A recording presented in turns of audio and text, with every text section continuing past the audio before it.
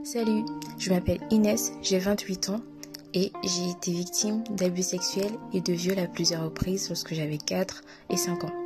J'ai toujours grandi en sachant que j'avais été violée et abusée dans mon enfance, mais je n'avais jamais parlé de ça autour de moi car pour moi ces événements n'avaient pas impacté ma vie, ne m'avaient pas impacté du tout. Lorsque j'étais adolescente, je me suis un peu renseignée sur le sujet et les retours que j'avais eus, c'était que les femmes qui étaient victimes de viols ou d'abus sexuels, généralement soit devenaient hyper légères avec leur corps, soit développaient une aversion ou une peur du sexe opposé. Voyant que ce n'était pas mon cas dans mon quotidien, ça a renforcé l'idée selon laquelle je n'étais pas une victime de viol ou d'abus sexuels et je n'avais donc pas de raison de parler de ces actes autour de moi. Ce fut mon erreur.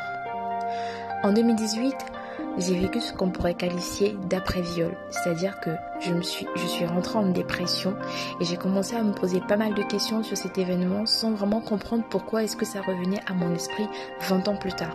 Je me suis posé énormément de questions auxquelles je n'avais pas de réponse, que j'avais une douleur que je ne comprenais pas et que mon entourage non plus ne comprenait pas.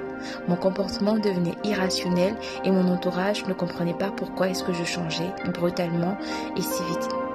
Ça a alerté mes parents et j'ai dû me confier à mon père sur la situation. Évidemment, mon père ne m'a pas compris et surtout mon père ne m'a pas cru. Ce qui m'a énormément blessée et ce qui a accentué mon état dépressif. Je me suis fait violence malgré cet événement et je me suis dirigée vers des personnes qui étaient en capacité de m'aider. Je me suis laissée accompagner et surtout on m'a expliqué pourquoi et comment ces événements avaient changé ma façon de faire et quels sont les mécanismes que mon esprit avait développés dans ma relation, dans les relations que je pouvais avoir avec les hommes.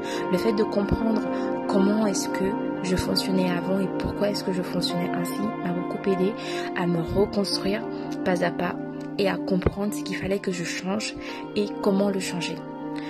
Un conseil que je pourrais dire aujourd'hui, c'est premièrement aux parents et aux personnes de la famille, s'il y a vos enfants ou des personnes de votre famille qui viennent vous parler de ces événements, surtout écoutez-les avec attention, ne les jugez pas et surtout ne leur dites pas que vous ne les croyez pas.